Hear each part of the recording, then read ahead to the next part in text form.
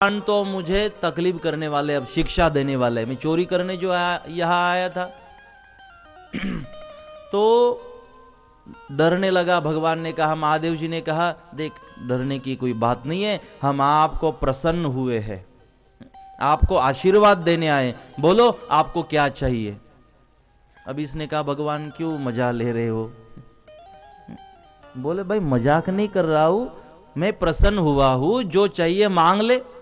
बोले, नहीं भगवान, आप जरूर मुझे दंड देने आए हो, शिक्षा करने आए हो और मेरी मजाक उड़ा रहे हो। भगवान ने कहा, भाई किसी के मजाक उड़ाने का कोई सवाल नहीं है, आप हमें पसंद आ गए और खुशी से हम प्रसन्न हो गए, बोल क्या चाहिए। वो तो ठंडा हो गया। बोले, भगवान एक बात समझ में नहीं आ रही है, शायद आपको गलत फहमी हुई है, मैं कोई तप नहीं कर रहा हूं, मैं चोरी करने आया था यहाँ पर, शायद आपको लगा मैं कुछ तप कर रहा हूं। भगवान ने कहा, सब मुझे पता है। बोले, आपको ये पता है कि ये जलधारा चुराने हम आए थे। बोले, हाँ। भगवान नीचे देखो, नीचे। भगवान ने कहा, नीचे ऊपर सब पता है।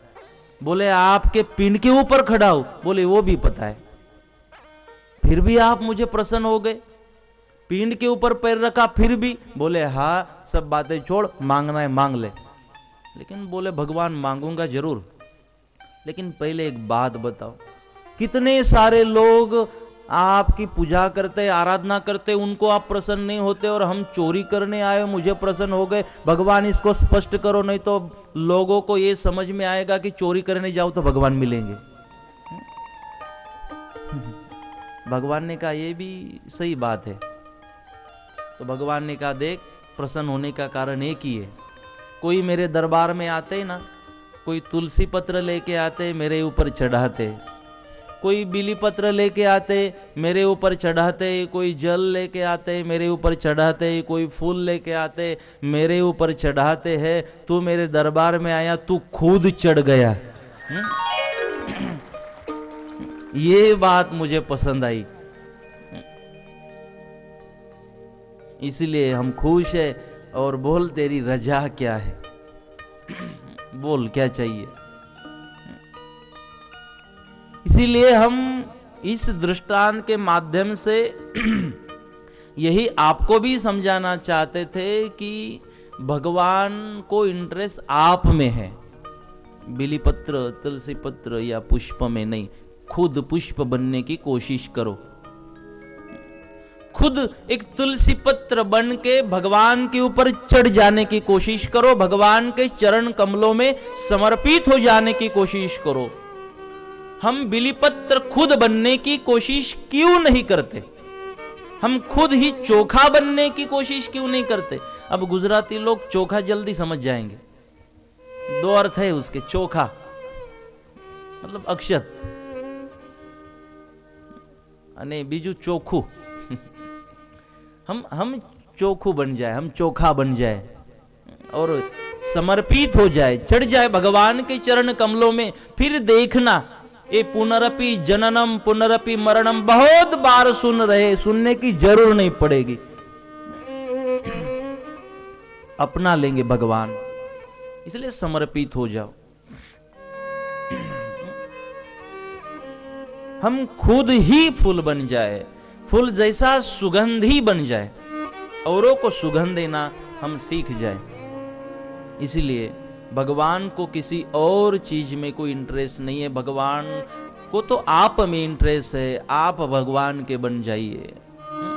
इसीलिए बात चली थी रुक्मांगद के पुष्पों से, 1 लाख पुष्प अर्पित करता था, बाद में पता चला इंद्र के दरबार में जा रहे हैं बाग के, इसलिए कम पड़ रहे हैं। अब पता, इंद्र के दूतों को बोला, कोई बात नहीं, जो पुष्प अगर आप सीधे सीधे वहां ले जा रहे हो तो कोई बात नहीं, मैं भी तो वही पहुंचाने के लिए यहां अर्पित कर रहा था, कोई बात नहीं। यहां पर सदगुरुदेव की एक बात हमें याद आ रही है, अमृतवाणी वाली। अब एक एक दृष्टांत इस कथा में ऐसे है ना, जो आगे जाने ही नहीं देते।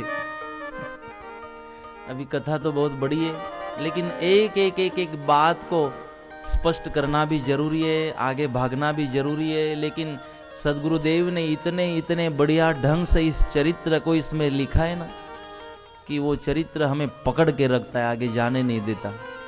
और अगर मैं कुछ बातें ऐसी आती ना जो स्पष्ट नहीं करूं तो तबीयत खराब हो जाती है। हम आपको स्पष्ट करना चाह रहे थे कि समर्पित हो जाओ। देखो, आपको सबसे प्रिय क्या है जीवन में?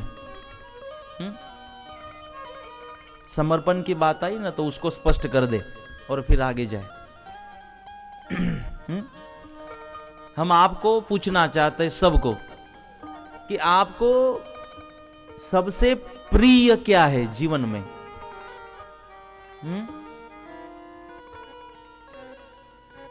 परमात्मा? मैं कहता हूं नहीं है।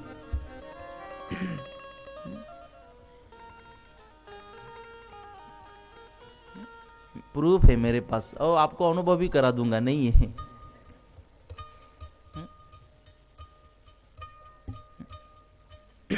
आपको सबसे प्रिय क्या है जीवन में?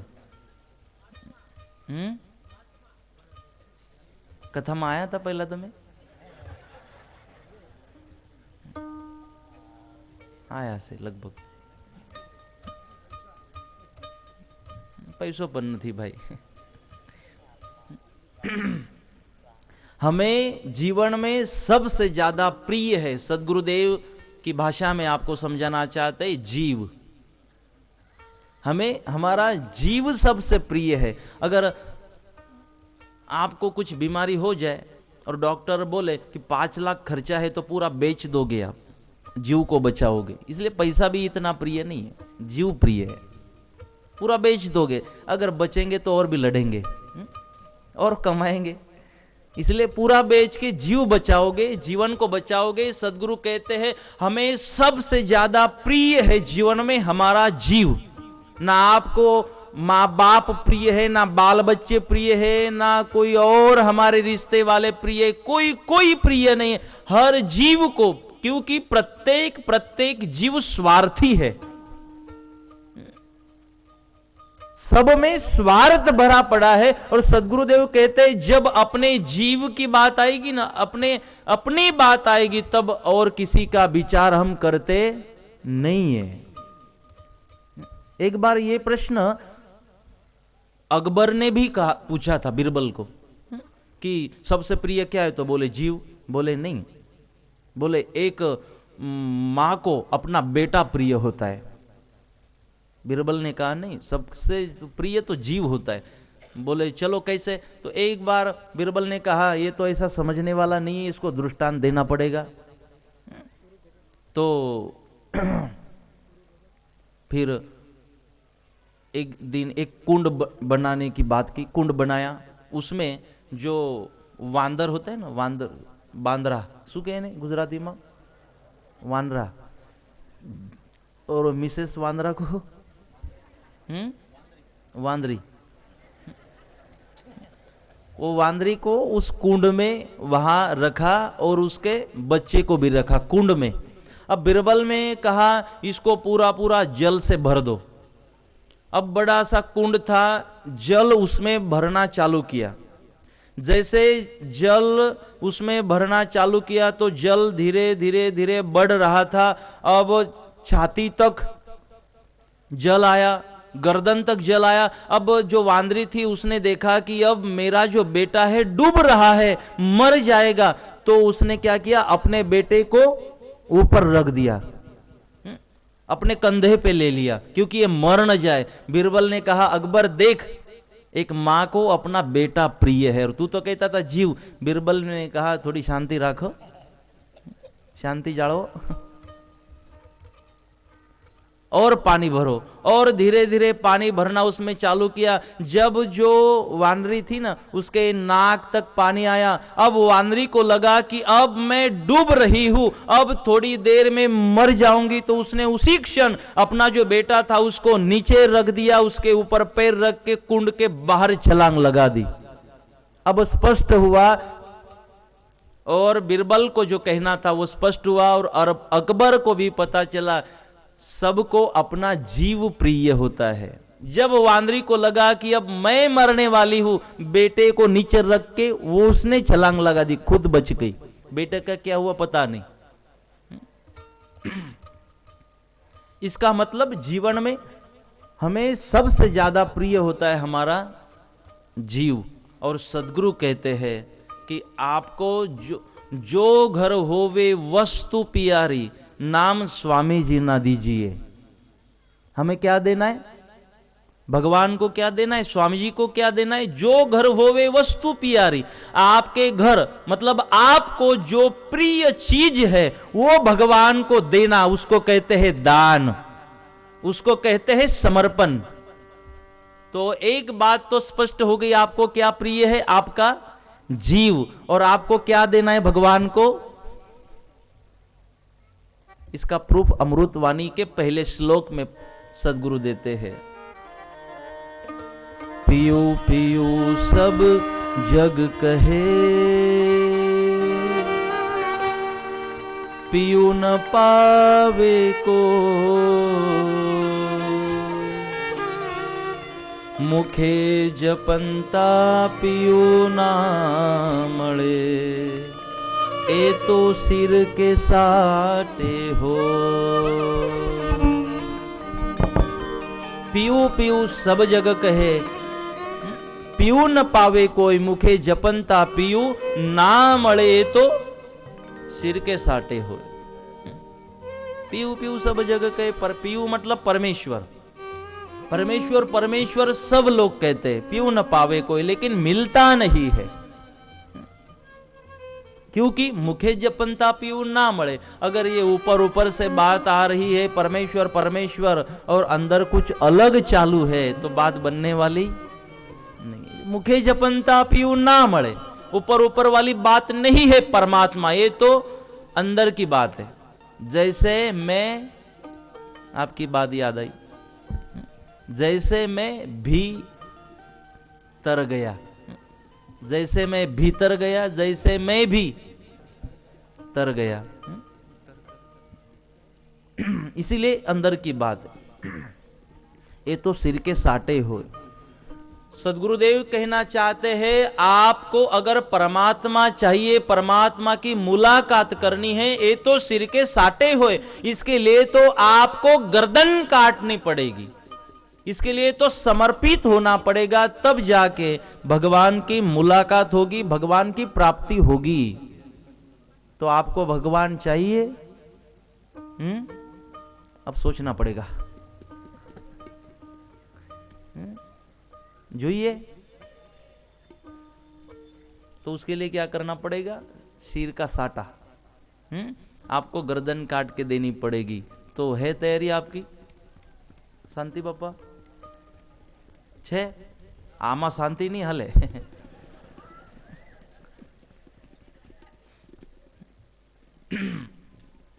इसको तो गर्दन काटनी पड़ेगी। एक बात और भी समझने की कोशिश करना, अगर इस राह पर चले हो, सत्य की राह पर चले हो, भगवान की मुलाकात करने की राह पर अगर चले हो, तो आपको तैयारी रखनी पड़ेगी। गोपियों की भाषा में अगर आपको समझाने की कोशिश करे, तो जब उद्धव गए थे गोपियों को समझाने की, भूलो उसको, तो गोपियों ने कहा था ये तेरे बस की बात नहीं है, यहां सिर दे के होते हैं सौदे, आशिकी इतनी सस्ती नहीं है, ये तो प्रेम की बात है उद्धव, बंदगी तेरे बस की। कई लोग कहते हैं सतपंथ को छोड़ दो, कई लोग कहते हैं इमाम साहब महाराज को छोड़ दो, तो हम भी गोपियों के भाषा में समझाना चाहते, ये बंदगी तेरे बस की बात नहीं है, यहां सिर दे के होते हैं सौदे, आशिकी इतनी सस्ती नहीं है। कि सतपंथ में जो आशिकी हमारी बन चुकी है वो इतनी सस्ती नहीं है, और सिर काट देने के बाद भी सतपंथ नहीं छूटेगा। इसका कारण सतपंथ से जो मिला है वो है। क्या मिला है उद्धव, तुझे पता नहीं है। या सिर दे के होते हैं सौदे। अगर किसी धर्म में मानते हो, किसी सदगुरु में मानते हो, किसी परंपरा में मानते हो, तो गर्दन काट देने की कोशिश करना। ये बात को अलग रख दो दशावतार वाली, लेकिन गोपियों की बात आपके सामने रखना चाहते हैं। जो बात गोपियों ने की थी, अगर भगवान को चाहते हो, भगवान को मानते हो, भगवान को मिलने की कोशिश हो रही है, तो गर्दन को काट देने की भी तैयारी रखना, तो भगवान मिलेंगे। और गर्दन काटने की तैयारी नहीं है तो इस राह पर आना ही नहीं, इस झगड़े में पड़ना ही नहीं। भगवान की मुलाकात का जो झगड़ा है ना, उसमें पड़ना ही नहीं। अगर पड़ना है तो इसको काट देने की तैयारी जरूर रखना। धर्म तो कहते, गोपियां तो कहती है कि ये राह ही ऐसी है, ये आशिकी ही, ये बंदगी ही ऐसी है। इतनी तैयारी रखनी पड़ती है। और कोई कुछ थोड़ा सा कह दे ना, हम हिल जाते हैं। गर्दन काटना तो दूर। यहां तो बात आती है कि जिस भगवान से आपको प्यार हो गया, भले वो कृष्ण भगवान हो, राम जी हो, महादेव जी हो, लक्ष्मी नारायण हो, या निष्कलंक नारायण या स्वामी नारायण, जिस भगवान से आशिकी हो गई, जिस भगवान से संबंध हो गए, रिश्ता हो गया, जिस भगवान से आपकी बातें चालू हो गई, आपके रिश्ते, आपके संबंध चालू हो गए, हर रोज आप उस भगवान से मुलाकात कर रहे हो, उससे संवाद कर रहे हो, जिससे आशिकी हो चुकी है, गर्दन काट देना उसके लिए। इतनी तैयारी रखना जरूरी है।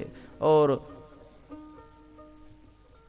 उसी को ये मिलेगा जिसकी इतनी तैयारी है।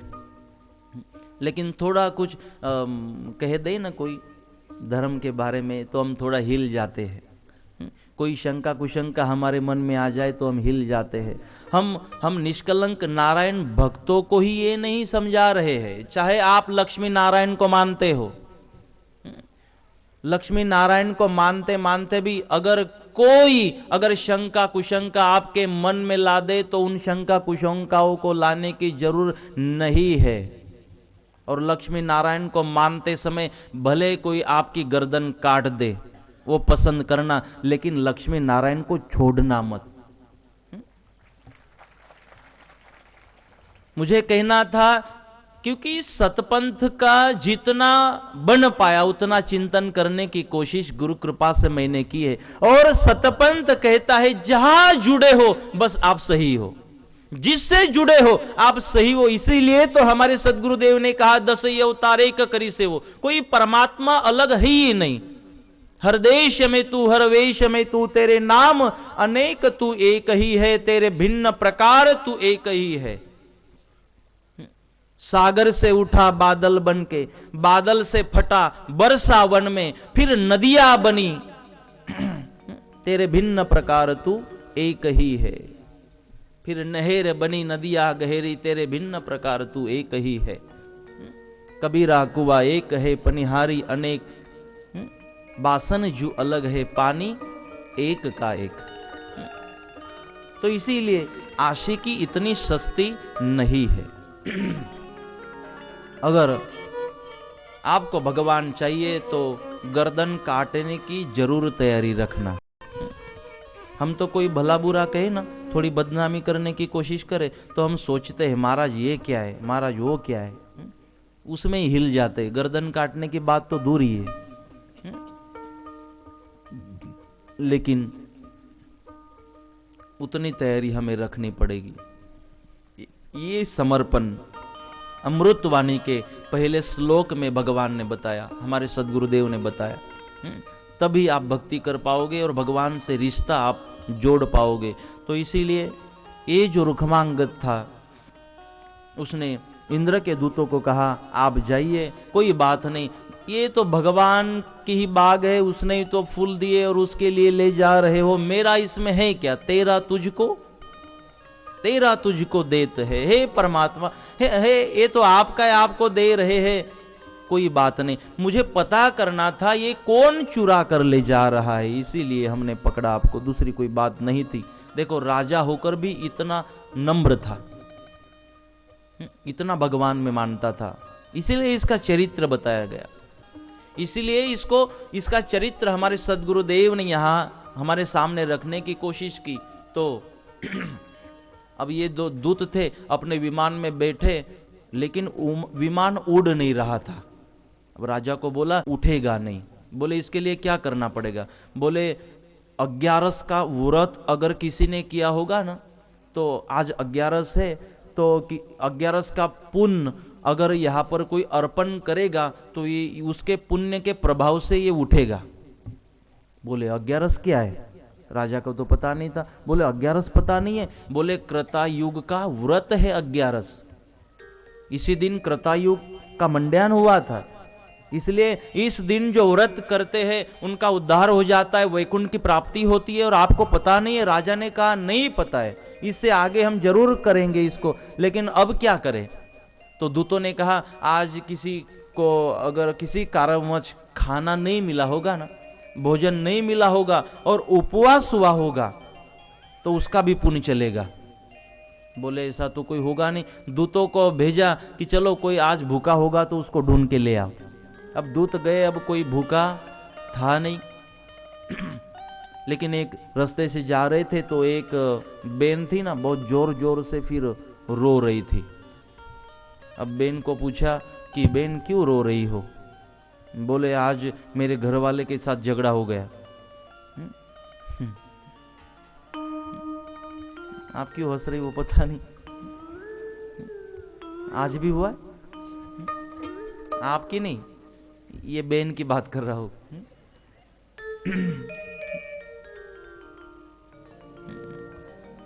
बोले ये झगड़ा क्यों हुआ? बोले आप जाने दो, वो बताओ, पूछो ही मत क्यों झगड़ा हुआ। क्योंकि कई बार जो है ना बगैर काम के ही झगड़े घर में होते हैं, जिसका कोई कारण नहीं होता। एक बार दोनों का झगड़ा चालू था, सुबह से चालू हुआ, 11 बजे 12 2 बजे दोपहर में। अभी पड़ोसी को दया आ गई। बोले सुबह से झगड़ा कर रहे, जाके पूछते तो एक कारण क्या है, थोड़ी मदद करे। तो पड़ोसी गया, बोले क्यों झगड़ा कर रहे हो, थोड़ा भोजन बनाओ, भोजन करो, शांति से रहो, क्या बात है, मैं कुछ मदद कर सकता हूँ आपको? बोले कोई जरूरी नहीं है, जाओ अपने घर। बोले ठीक है जरूरी नहीं है, लेकिन पड़ोसी के नाते थोड़ा खराब भी लग रहा है कि इतना झगड़ा क्यों करते हो, मुझे कारण पूछना था। वो बेन आगे आ गई। बोले अब मैंने बोला आपको कि आपके घर जाओ। इसने वापस आग्रह किया कुछ कारण तो होगा, मुझे बताओ, मैं कुछ करना चाहता हूं। बोले सुबह से झगड़ा चालू हुआ हमारा, अब 2 बजने तक आए, अब क्यों चालू हुआ था थोड़ी याद रहेगा, चलो जाओ घर।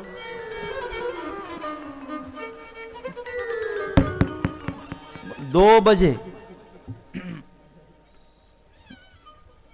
मतलब झगड़ा क्यों चालू हुआ वो पता, और 2 बजे तक झगड़ा चालू है।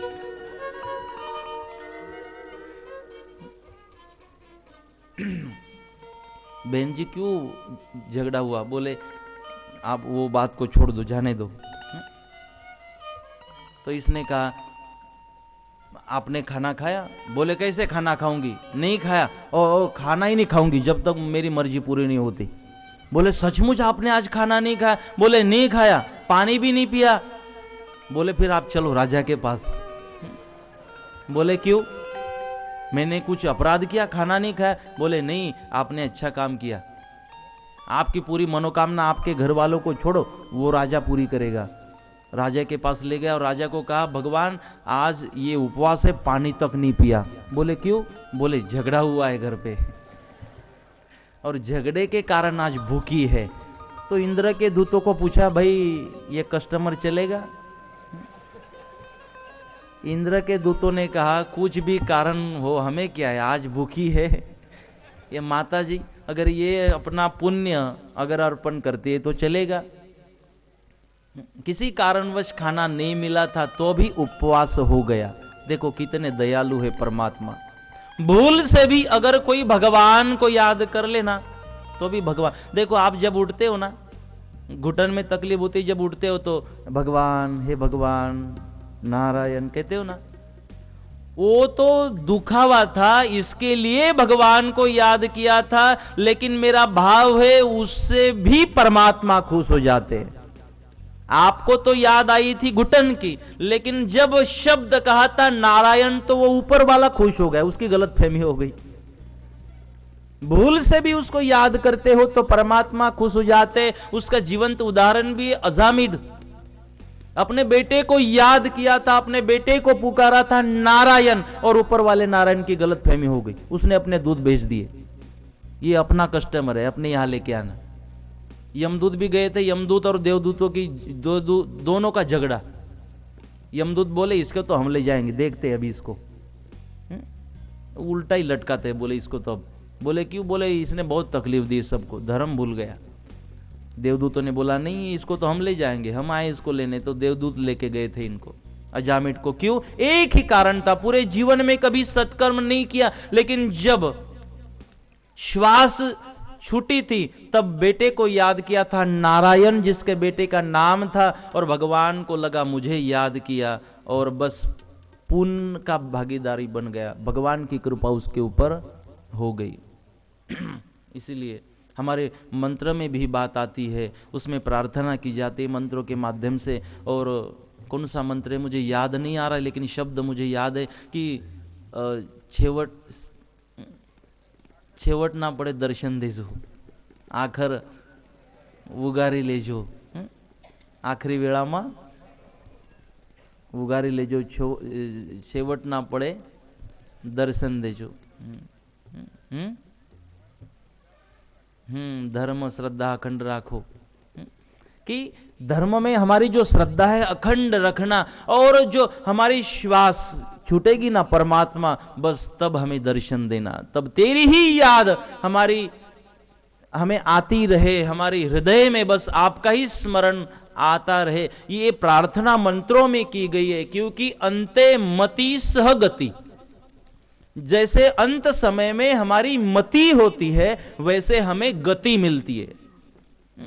तो इसीलिए भूल से भी भगवान को याद करते हो तो परमात्मा की कृपा बन जाती है। अगर नक्की करके याद करोगे तो क्या होगा पता नहीं। इसलिए चलो, भूल से आपसे व्रत हो गया तो उसके हाथ में जल दिया, अब बोलो कि 11 का व्रत जो हुआ यहाँ उसका पुण्य अर्पण करते, आपकी मनोकामना पूरी कर देंगे। हाथ में जल लिया, समर्पण किया, और आश्चर्य किया वो विमान वहां से उठा, उड़ने लगा। अब इतना महत्व समझा तो राजा ने फिर नियम बनाया, और राजा ने कहा आज के बाद इस व्रत का सब लोग पालन करेंगे। कोई भी माँ छोटे बच्चे को, अपने बेटे को दूध नहीं पिलाएगी। कोई भी जो छोटे छोटे बछड़े होंगे वो बछड़े को कोई भी गाय का दूध पीने नहीं देंगे, क्योंकि इनका भी उद्धार हो जाए। कोई आज के दिन अन्न ग्रहण नहीं करेंगे। सबको दंड किया, सबको एक व्रत करने की तैयारी रखने की बात की, और उस दिन से राजा ने सबको मजबूर किया कि हमने सबने इस व्रत को करना है। अब राजा न होने के कारण कोई उस दिन कुछ ग्रहण नहीं करते थे। अब धीरे धीरे क्या हुआ, 11 व्रत के कारण सब वैकुंठ में जाने लगे, सबका उद्धार होने लगा। और अब यमराज जो थे ना, वो जो कुंभी पाक था वो खाली ही पड़ा। अब यमराज के वहां कोई कस्टमर आते नहीं थे, कोई आते ही नहीं थे, क्योंकि पुण्य के कारण सब वैकुंठ में जा रहे थे। अब यम गए इंद्र के पास, और इंद्र को कहा ये तो गड़बड़ हो गई, और मेरी दुकान तो पूरी की पूरी बंद हो गई, मजा नहीं आ रही है, क्या करे। तो इंद्र ने कहा अब तो ये व्रत भ्रष्ट करना पड़ेगा थोड़ा इन लोगों का, तभी तो तेरे पास आएंगे। तो कैसे होगा? तो मोहिनी स्वरूप में इंद्र ने एक स्त्री को वहां पर भेजा जो बहुत ही सुंदर थी। राजा की मुलाकात हो गई रुक्मांगद की। रुक्मांगद आसक्ति में थोड़ा आ गए। रुक्मांगद ने कहा क्या हमसे आप शादी करोगी? तो मोहिनी ने कहा चलो ठीक है, लेकिन जैसे हम कहेंगे वैसे आपको करना होगा। तो शादी करते। राजा ने कहा कोई बात नहीं। दोनों की शादी हुई। कितने दिन साथ में दोनों के दोनों वहां पर रह रहे थे। अब उसके आसक्ति में, माया में फंसने के कारण अब धीरे धीरे राजा धर्म से दूर होते जा रहे थे। अब 11 का दिन था। अब इसने, मोहिनी ने सोचा बस आज के दिन इसको भ्रष्ट करना है। अगर नहीं भ्रष्ट कर पाए तो फिर तकलीफ होगी, इसको आज भ्रष्ट करना है। अगर राजा भ्रष्ट हो जाता है तो पूरी की पूरी प्रजा भी धीरे धीरे भ्रष्ट हो जाएगी, अपना काम सफल हो जाएगा। अब 11 का दिन राजा के सामने थाली लेकर बैठी कि आज इसको खाना खिलाना ही है, व्रत भ्रष्ट ही करना है, उपवास करने ही नहीं देना है। जैसे थाली लेकर आगे बैठी, जब खाना खिलाना चालू किया तभी एक घंटा बजाते हुए जो उसका सेवक था ना, राज्य में घूमता था और वो सबको कहता था, सुनो सुनो, राजा की आज्ञा है, आज कोई अन्न ग्रहण नहीं करेगा, आज 11 है और सबको व्रत करना पड़ेगा। कोई माँ अपने बेटे को दूध नहीं पिलाएगी, कोई गाय अपने बछड़े को दूध नहीं पिलाएगी, सबको हमें व्रत करना है। जैसे राजा ने इस बात को सुना, हाथों को रोका, हे रानी मोहिनी, हम खाना नहीं खा सकते, आज अन्न ग्रहण नहीं करेंगे। बोले क्यों? आज तो 11 है। अच्छा हुआ मैंने इस बात को सुना और मेरा व्रत भ्रष्ट नहीं हुआ, अगर मैं ही नियम को तोड़ दूं तो प्रजा क्या करेगी। राजा ने बात को नहीं माना। अब जो मोहिनी थी उसको गुस्सा आ गया और उसने कहा, राजा अपनी बात हुई थी कि कुछ भी हो जाए, आप जैसे मेरी मर्जी है वैसा ही आप करोगे, तो आज मेरी मर्जी है आपको भोजन मेरे हाथों से खिलाने की, आपको भोजन खाना है, लेना है। राजा ने कहा, दूसरा कुछ भी आग्रह करना, इस आग्रह को नहीं। रानी ने तो कहा, मोहिनी ने कहा, बस आपको यही करना होगा। राजा नम्र हो गए, नम्र भाव से रानी को समझा रहे हैं, हे रानी, इसके बदले में चाहे कुछ भी मांग लो, लेकिन व्रत को भ्रष्ट मत करो, धर्म से भ्रष्ट मत करो। रानी ने कहा, फिर जो दूसरा मैं मांगूंगी आप दोगे? देखो, धर्म धर्म हम कहते हैं ना, खुद को धर्मी मानते हैं, हम कहते हैं धर्म में हमारी बहुत श्रद्धा है, तो क्या करना होता है धर्म के लिए और क्या होता है धर्मी का काम, इसको समझने की जरूरत है। राजा ने कहा कुछ भी मांग ले, तो मोहिनी ने कहा कि चलो आप भले आज अन्न ग्रहण नहीं करो, लेकिन क्या मेरी दूसरी मनोकामना पूरी करोगे? तो राजा ने कहा ठीक है, पूरी करते, हम वचन देते आपको। तो मोहिनी ने कहा, आपका जो बेटा है ना धर्मांगद, उस धर्मांगद की गर्दन काट के मेरे चरणों में रख दो, उसकी हत्या कर दो, आपके बेटे की। अब रुक्मांगद को ऐसी चीज मांगी थी मोहिनी ने कि रुक्मांगद दे नहीं सकते थे। रुक्मांगद ने कहा, दूसरा कुछ भी मांग लो, मैं हर मनोकामना पूरी करूंगा। लेकिन मोहिनी ने कहा, नहीं, अगर आपको देना है तो आपके बेटे की गर्दन काट के मुझे दे दो। ऐसा मांगा था ना। मोहिनी भी चालाक थी, होशियार थी। मोहिनी को पता था एक बेटा बाप के लिए कितने मायने रखता है। अगर खुद की गर्दन मांगी होती ना कि हे राजा आपकी गर्दन काट के रख दो, तो मोहिनी को पता थी इसकी धर्म में इतनी बड़ी श्रद्धा है कि एक क्षण में धर्म का रक्षण करने के लिए, व्रत का रक्षण करने के लिए ये रुक्मांगद खुद की गर्दन काट देगा, एक क्षण में काट देगा, इसलिए उसकी गर्दन नहीं मांगी। और इस राजा के लिए बहुत बड़ी चीज होगी इसका बेटा, उसकी गर्दन मांगी। ये भी तो मांग सकती थी ना, खुद की गर्दन काट के दे दो, वो नहीं मांगा। वो आसान था राजा के लिए, लेकिन अपने बेटे की हत्या करना बहुत कठिन था, क्योंकि मोहिनी को भी दृष्ट थी, लेकिन भाव बेटे और बाप का उसको पता था कि जिस बेटे को जन्म दिया, छोटे से बड़ा किया, चलना सिखाया, बोलना सिखाया, व्यवहार सिखाया, उस बेटे को जितनी जी जान से बड़ा किया, वो बेटे की ये गर्दन काट नहीं पाएगा। इसलिए ऐसी चीज मांग ली राजा को। रुक्मांगद विनती कर रहे, दूसरा कुछ मांग, ये मेरा भगवत भक्त है धर्मांगद, बहुत सज्जन है, बहुत ही शांत स्वभाव का है, मैं उसकी हत्या कैसे कर पाऊंगा? दूसरा कुछ मांग लो। लेकिन मोहिनी ने कहा देना है तो आपको गर्दन काट के देनी आपके बेटे की, नहीं तो खाना खाना है, ये मेरे से नहीं होगा। दूसरा मुझे कुछ मांगना नहीं है। राजा तो हतबल हो गए, जहां के वहां बैठे थे। थोड़ी देर में वहां धर्मांगद भागते भागते वहां पर पहुंचे और देखा पिताजी आप रो रहे हो, आपकी आंख में आंसू है, क्यों, कारण क्या है? हे पिताजी, अगर मेरे कारण आपके आंख में आंसू है तो धिक्कार है मेरे ऊपर। मेरे कारण आपके आंख में आंसू है? रुक्मांगद ने कहा बेटा नहीं, आपके कारण नहीं। तो पिताजी क्यों रो रहे हो, क्या कारण है पिताजी, आप मुझे बताएं।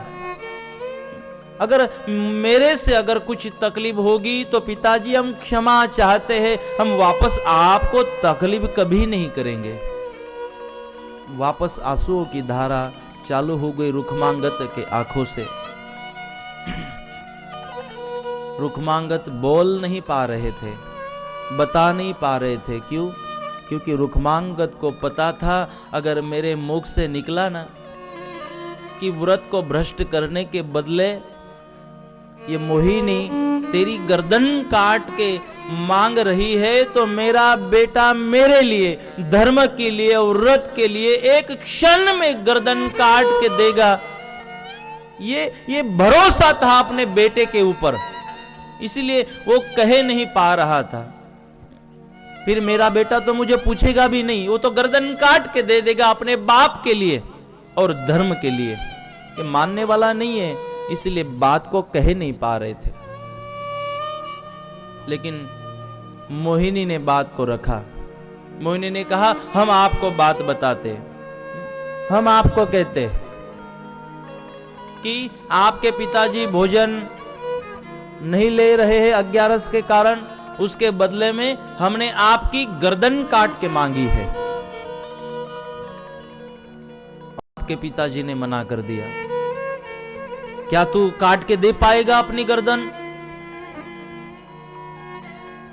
धर्मांगद ने कहा हे मां, कोई बात नहीं, आपकी मनोकामना जरूर पूरी होगी।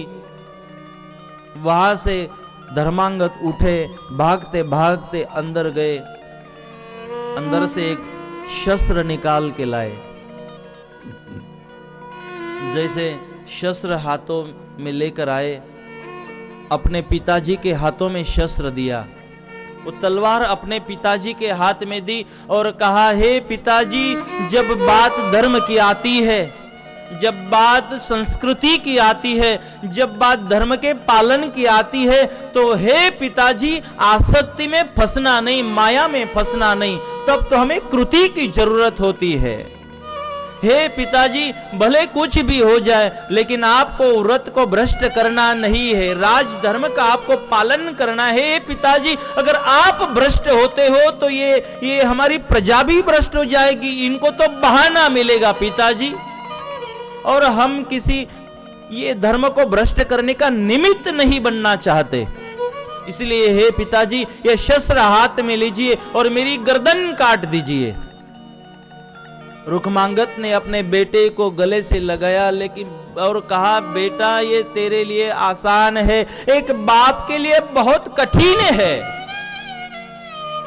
अपने बेटे की गर्दन काट देना ये बाप के लिए बहुत कठिन है बेटा, मैं ये नहीं कर पाऊंगा, और तेरे जैसे बेटे को क्या मैं मार पाऊंगा, तेरी हत्या कर पाऊंगा? नहीं। छाती से लगाया, गले से लगाया और रो रहा है रुक्मांगद।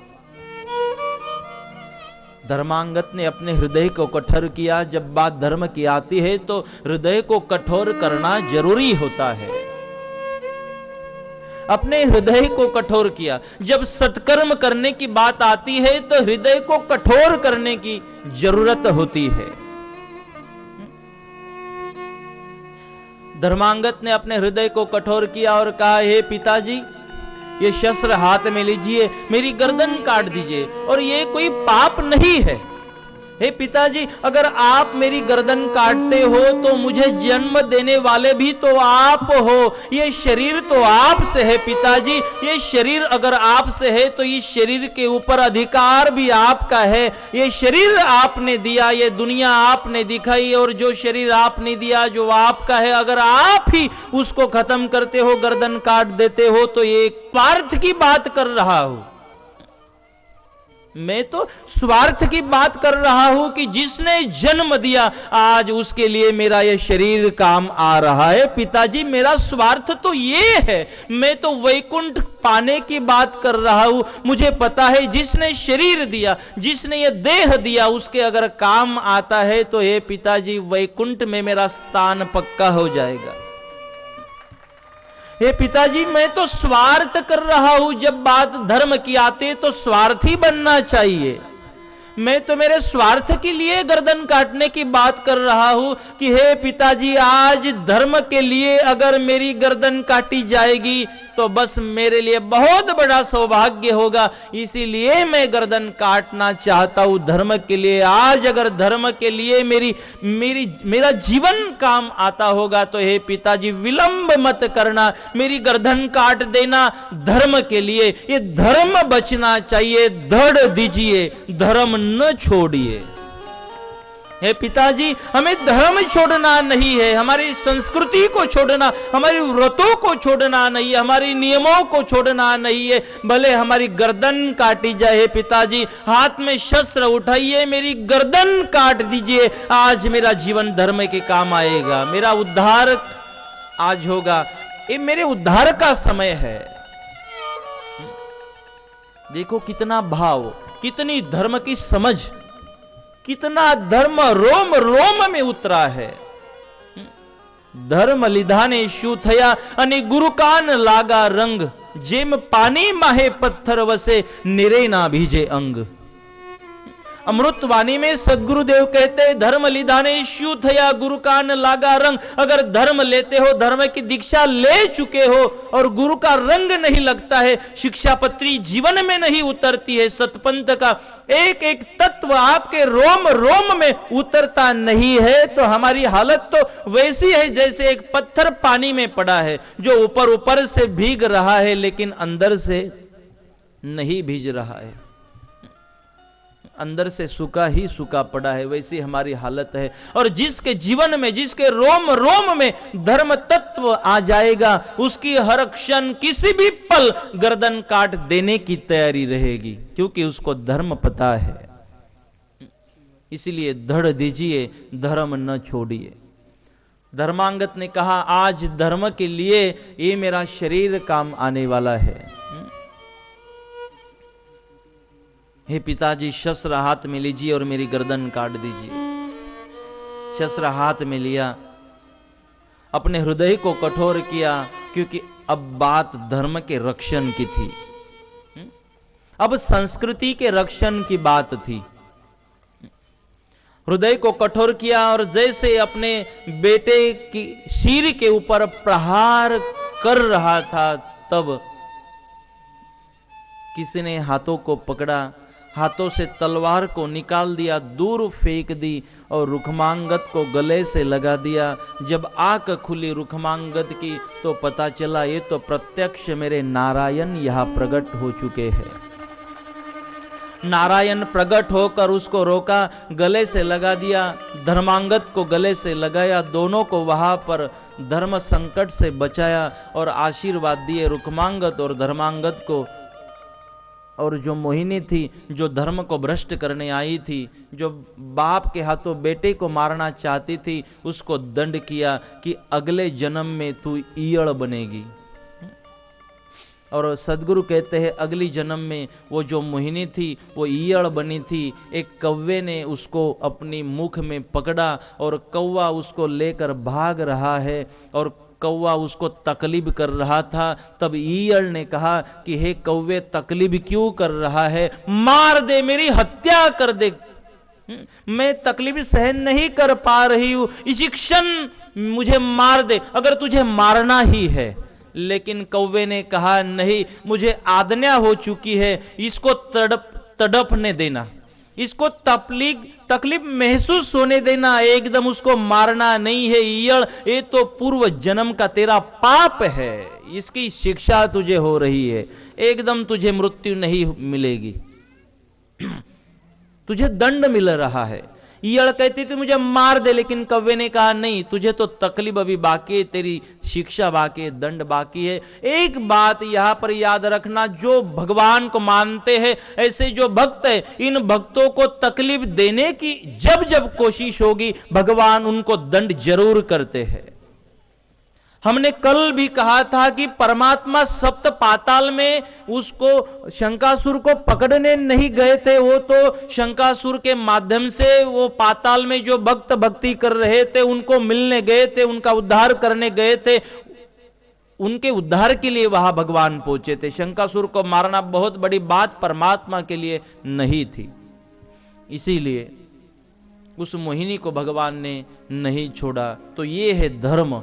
धर्म के लिए आज धर्मांगत तैयार थे अपनी गर्दन काटने के लिए, रुक्मांगत तैयार हो गए थे अपने बेटे की गर्दन काटने के लिए। इसीलिए धर्म लिधाने शिव थया गुरु कान लागा रंग।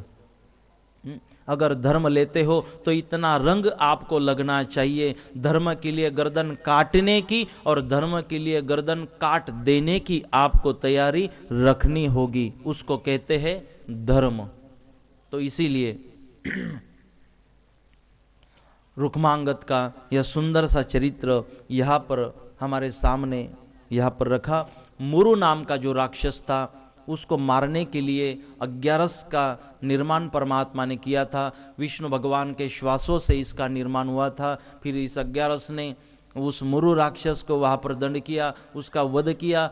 भगवान खुश हो गए। भगवान ने कहा आपको क्या मांगना है मांग लीजिए। तो 11 जो थी उसने भगवान को मांगा, भगवान ऐसा कुछ दे दीजिए कि आपकी भक्ति होगी और मेरी महिमा बढ़ती जाएगी। तो भगवान ने कहा था 11 के दिन जो भी व्रत करेगा तो मेरी भक्ति भी होगी, 11 की महिमा बढ़ेगी, और इस दिन जो पुकारेगा व्रत करेगा, कृतायुग की बात है, तो वो जीवात्मा, उस जीवात्मा को वैकुंठ की प्राप्ति होगी, उसकी हर एक मनोकामना पूरी होगी। तो तब से भगवान का महत्व भी बढ़ने लगा, एकादशी 11 का महत्व भी बढ़ने लगा, भगवान की भक्ति भी होने लगी। तो ये पहले अवतार का कार्य यहाँ पर पूरा हुआ, पहले भक्त का कार्य यहाँ पर पूरा हुआ। दूसरे अवतार में प्रवेश करते हुए आइए 1 मिनट के लिए भगवान को याद करें, नाम संकीर्तन करें।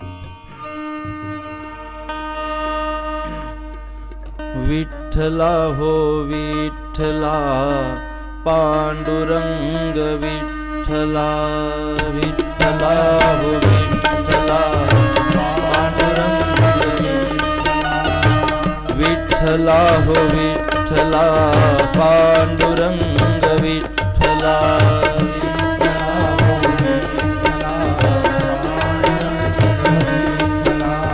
हम सब गाएंगे और यहाँ बैठे बैठे पंढरपुर जाके आएंगे, महाराष्ट्र में। विठ्ठला हो विठ्ठला पांडुरंग विठ्ठला, विठ्ठला हो विठ्ठला। हेलो। विठ्ठला हो विठ्ठला पांडुरंग विठ्ठला, विठ्ठला विठ्ठला विठ्ठला हो विठ्ठला पांडुरंग विठ्ठला,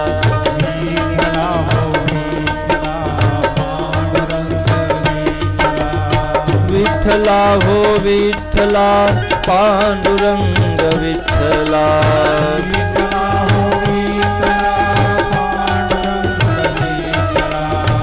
विठ्ठला हो विठ्ठला पांडुरंग विठ्ठला,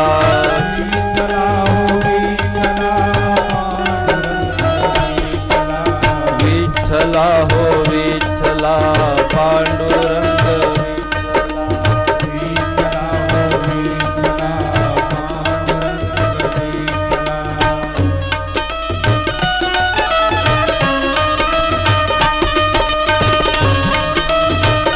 दोनों हाथों से भाव से ताली।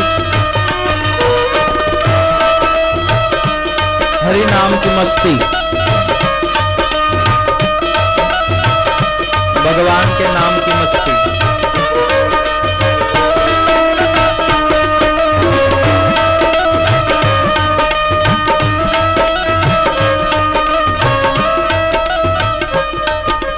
नाव कीजे हरिना नामनी सतका भरिए भार।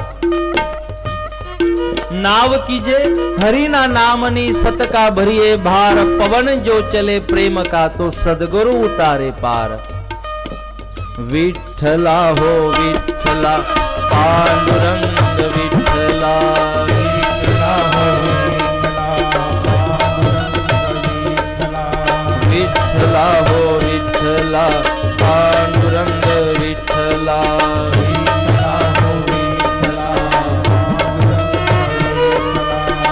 पांडुरंग विठला पांडुरंग विठला पांडुरंग विठला, पांडुरंग विठला पांडुरंग विठला,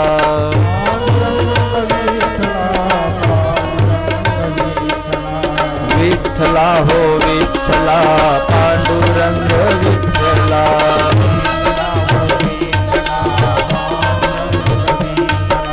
विठला हो विठला पांडुरंग विठला। दोनों हाथों से भाव से ताली 2 मिनट के लिए भगवान को याद करें।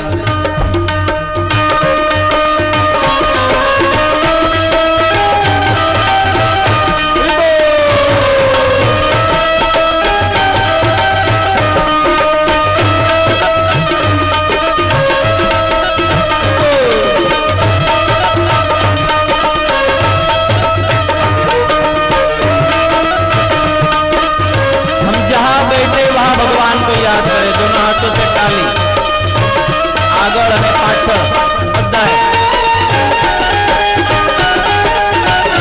हरि नाम की औषधि।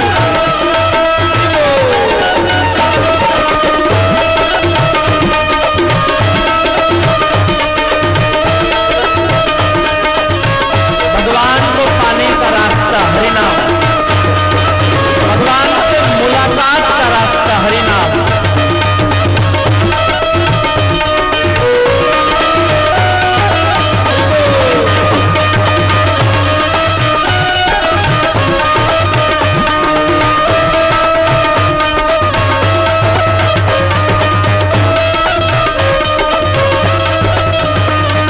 विठला हो विठला पांडुरंग विठला, विठला हो विठला पांडुरंग विठला, विठला विठला हो विठला पांडुरंग विठला, विठला हो विठला पांडुरंग विठला, विठला हो विठला पांडुरंग विठला, विठला हो विठला पांडुरंग विठला, विठला हो विठला पांडुरंग विठला, विठला हो विठला पांडुरंग विठला, पांडुरंग विठला पांडुरंग विठला,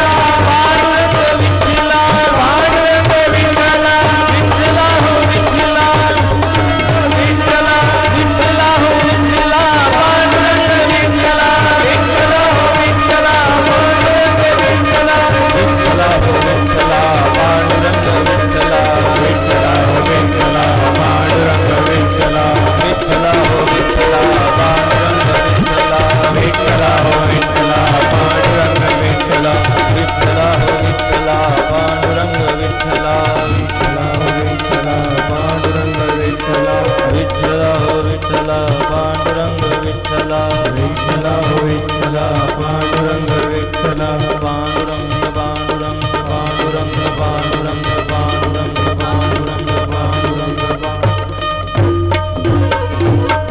सद्गुरुदेव की जय।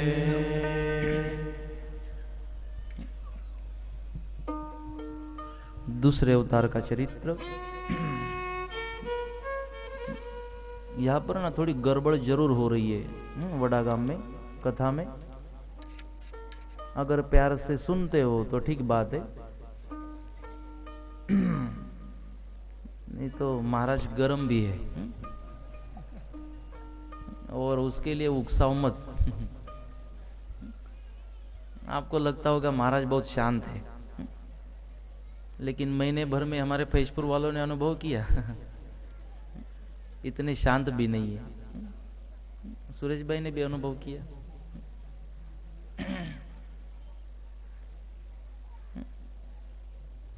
क्योंकि इतना बढ़िया है ना चरित्र, इतना मन लगता है उसमें, और आप बैठते उठते पानी फेरते हो उस, इतना उठना और बैठना तो गलत है।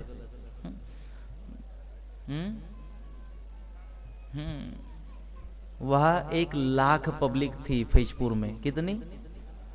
1 लाख।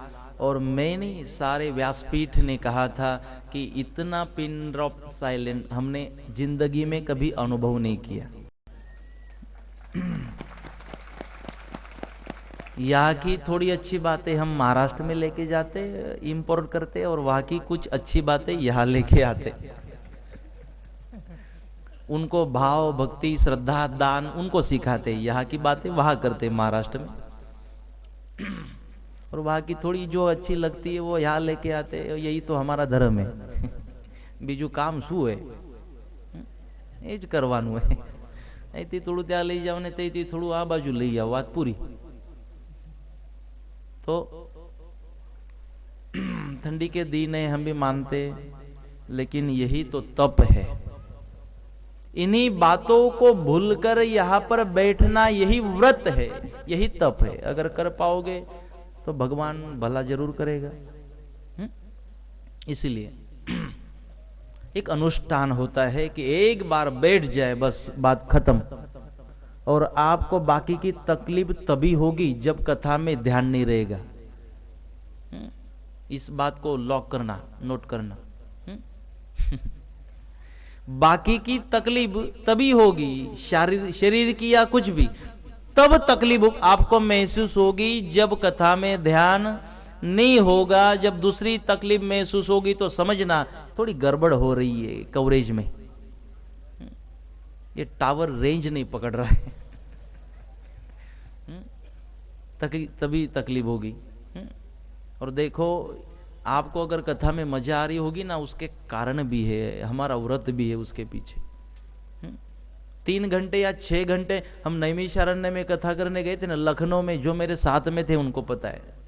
हमारे मुखी भी यहाँ बैठे, आनंदा जी मुखी जो धानोरा से पधारे, वो भी साथ में।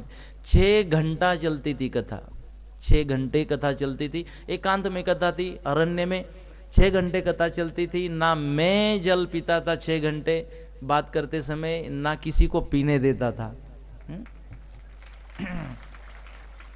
6 घंटे तक।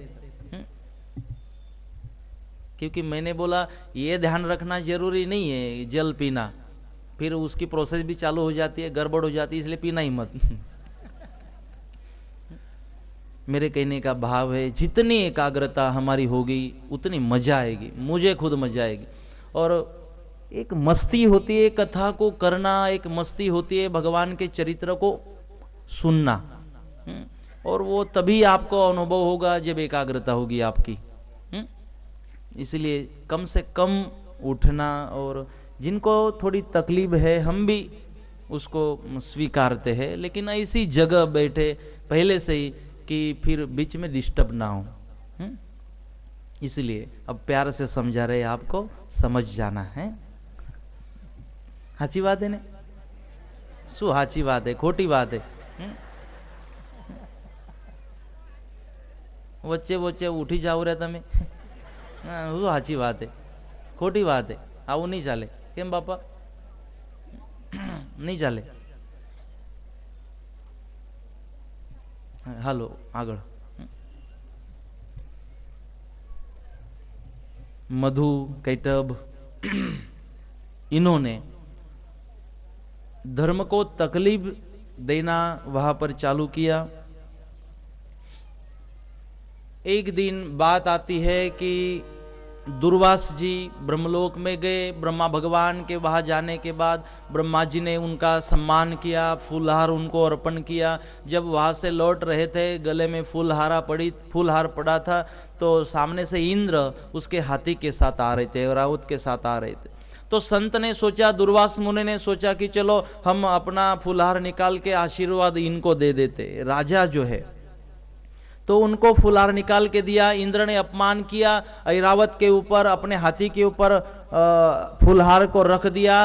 हाथी ने, दुर्वास जी को गुस्सा आया और दुर्वास जी ने कहा, हे राजन, आप ही ऐसा व्यवहार करोगे संतों के साथ तो फिर बाकी के लोग क्या करेंगे। दुर्वास जी को गुस्सा आया और दुर्वास जी ने कहा कि आपको घमंड आ चुकी है, गर्व आ चुका है, आपका देव लोग जो है उनका तेज निकल जाएगा। मुनि का श्राप लगा। पहली बात तो कोई संत श्राप नहीं देते। जब तक दुर्वास जी की बात आती है ना, तो दुर्वास जी की पहचान क्या है, गुस्सा। लेकिन दूसरी एक बात सोचना कि मुझे एक किसी का नाम बताओ जिसके ऊपर गुस्सा किया दुर्वास जी ने और उसका नुकसान हुआ, जिसको श्राप दिया और उसका वो बर्बाद हुआ, उसका नुकसान हुआ। कोई एक कैरेक्टर आपको नहीं मिलेगा।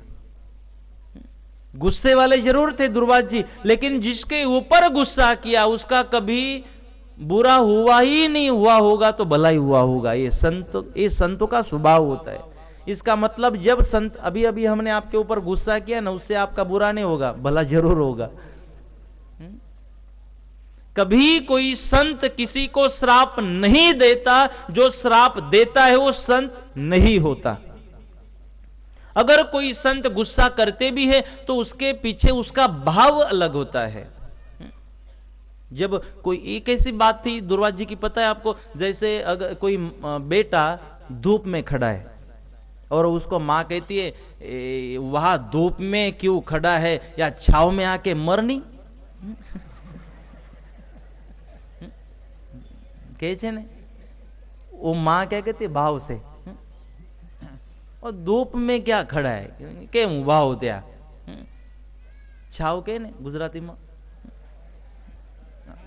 छायड़ो, छावड़, छायड़ा माव। चलो ये कथाओं के माध्यम से गुजराती एकदम पाकी थी जाएगी। कई लोग पूछते इतनी भी गुजराती आपको आई तो कैसे आई। मैंने बोला बस सब आते थे मजामा मजामा मजामा मजामा मजामा करता करता मजा आवेगी, गुजराती आवेगी। पहला तो खाली पूछता था बधाने, हाँ केम मजामा। एक माँ अपने बेटे को कहती है कि धूप में क्यों खड़ा है, या छाव में आके मर। इसे एक माँ अपने बेटे को कहती है। क्या भाव है उसका? क्या अपने बेटे को मारना चाहती है? नहीं, उसका भाव अलग है। वैसे दुर्वास जी का और संतों का होता है। वो जब गुस्सा करते हैं, जब हमें कुछ समझाना चाहते, तो उसके पीछे उनका भाव होता है कि हमारा उद्धार हो जाए, हमारा भला हो जाए, ये उसके पीछे भाव होता है। तो दुर्वास जी ने जिसके ऊपर गुस्सा किया था, आज तक किसी का बुरा नहीं हुआ होगा तो भला ही हुआ है। तो इंद्र को कहा कि आप लोगों का तेज निकल जाएगा, तो उस दिन से तेज निकल गया। अब जो वहां पर मैदू कैटब करके जो दानव थे उनका तेज आया, और देव लोगों का तेज जाने के कारण अब इनका प्रभाव बढ़ने लगा। देखो, धर्म में कहीं तो थोड़ी भूल हो गई थी, धर्म का पालन करने में कहीं तो थोड़ी भूल इंद्रों के हाथों हुई थी, इसीलिए अधर्मियों का प्रभाव बढ़ा था। मेरी बात को समझने की कोशिश करना। धर्म के आचरण में कहीं तो थोड़ी भूल हुई थी, कहीं तो मतलब संतों का अपमान हुआ था, संतों के वचनों का आचरण नहीं हो रहा था, धर्म को कोई भूल चुका था इंद्र, इसीलिए अधर्म बढ़ चुका था। और हमारे सदगुरुदेव भी कहते हैं मंत्र में, धर्म वधे ने पापनो क्षय थाय, नमो नमो भाई परिब्रह्म नारायण ना नाम ने कहे छे। धर्म वधे ने पापनो क्षय था। अगर आज अधर्म बड़ा होगा तो बात को समझने की कोशिश करना, कहीं धर्म में हम ढीला हो चुके हैं इसीलिए अधर्म बड़ा है, नहीं तो अधर्म की ताकत नहीं जो धर्म को तकलीफ दे। बात समझ में आ गई? समझा? समझाई गया तुम्हें? समझी गया? कच्ची भाषा है थोड़ी, नहीं समझा? समझी गया? तो इंद्र से आचरण में थोड़ी गड़बड़ हो गई थी, इसीलिए श्राप मिला और अधर्म की तकलीफ होने लगी। आज भी अगर हमें थोड़ी बहुत कुछ तकलीफ हो रही होगी तो उसका कारण है थोड़ा कुछ शिक्षा पत्री के आचरण में, सतपंथ के तत्वों के आचरण में हम थोड़ा ढीला पड़ चुके हैं, इसीलिए थोड़ी तकलीफ हो रही है। अगर इस तकलीफ से निकलना अगर आप चाह रहे हो, अगर निकलना है तो सदगुरु कहते धर्म वधे नो पाप नो क्षय था। बस आपको कुछ दूसरा कुछ करने की जरूर नहीं है, धर्म को बढ़ाओ। धर्म को बढ़ाओ मतलब धर्म की जय हो नारे लगाओ, ये नहीं होता। आपके अंदर जो धर्म है उसको वृद्धिंगत करो, उस धर्म को बढ़ाओ, साधना को बढ़ा दो, तप को बढ़ा दो, कथाओं को बढ़ा दो, सत्संग को बढ़ा दो और जागरण चालू कर दो, धर्म का आचरण चालू कर दो, तब पाप नो क्षय था। ये अधर्म का क्षय होगा। दूसरा कुछ करने की, झगड़ा करने की जरूरत नहीं है। उस धर्म को बढ़ा दो, वो आचरण को बढ़ा दो, अपने तप को बढ़ा दो, नामस्मरण को, अपने भक्ति को बढ़ा दो। वैसे तो हमने बढ़ा दिया है, कोई बात ही नहीं है। प्लेटफॉर्म रोड पे हमारी गाड़ी।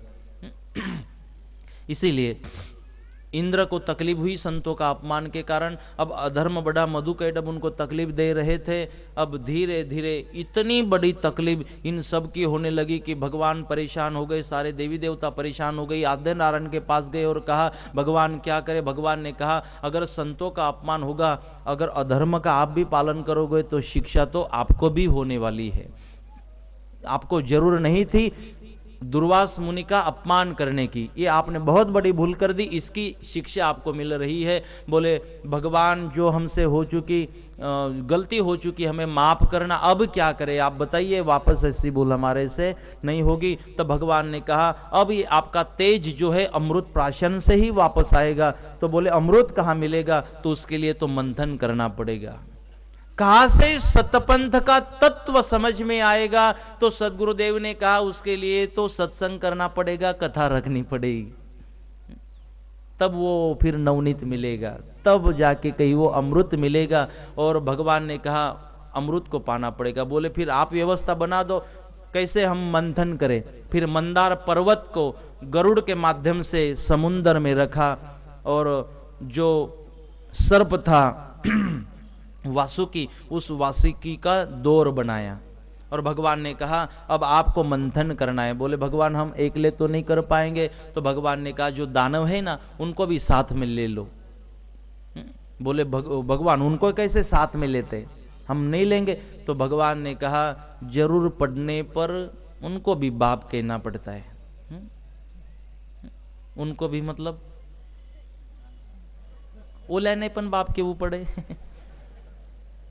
જરૂર પડને પર ઓલાને એટલે કે હવે ગધેડાનું આપણું શું બગાડવું, એનું નામ લઉં, એટલે એની ઇમેજ ખરાબ કરવાની આપણે કોઈ જરૂર નથી। क्योंकि आज कल हमने देखा गधेड़ा जो है ना उसको भी अपना धर्म पता है, लेकिन कई लोग हैं जो इंसान खुद को कहते उनका धर्म उनको पता नहीं है, उनसे वो गधेड़ा बला। गधेड़ा के सामने आप शराब रख दो नहीं पिएगा, गधेड़ा के सामने आप मांस रख दो नहीं खाएगा, उसको पता है मेरा धर्म क्या है। इंसान को पता नहीं है उसका धर्म क्या है। इसलिए हमने उसका नाम नहीं लिया, उसकी इमेज खराब नहीं की। भगवान ने कहा अरे अगर हमें अमृत को पाना है, धर्म का रक्षण अगर हमें करना है तो इनको भी साथ लेना पड़ेगा, उनको भी बड़प्पन देना पड़ेगा। तो सारे देवी देवताएं वहां पर गई और उन दानवों को कहा हमें समुद्र मंथन करना है। बोले हम नहीं करना चाहते। बोले आप अगर समुद्र मंथन करने में मदद करोगे तो अमृत मिलेगा। बोले अमृत से क्या होगा? तो देवी देवताओं ने कहा अमृत से अगर आप प्राशन करते हो अमृत तो आपकी कभी मृत्यु ही नहीं होगी, आप अमर हो जाओगे। अब दानवों ने कहा हमें मरना ही नहीं है, हमें तो अमर ही होना है, तो चलो हम भी मदद करते हैं। दानव भी तैयार हो गए और दोनों फिर समुद्र में गए और मंथन चालू कर दिया। जैसे मंथन चालू हुआ तो दानवों की एक बात ध्यान में आ गई। दानवों ने कहा देखो इन देवताओं ने क्या किया, जो मुख का जो भाग था ना वो उन्होंने पकड़ा और हमें पूछ पकड़वा दी। हमें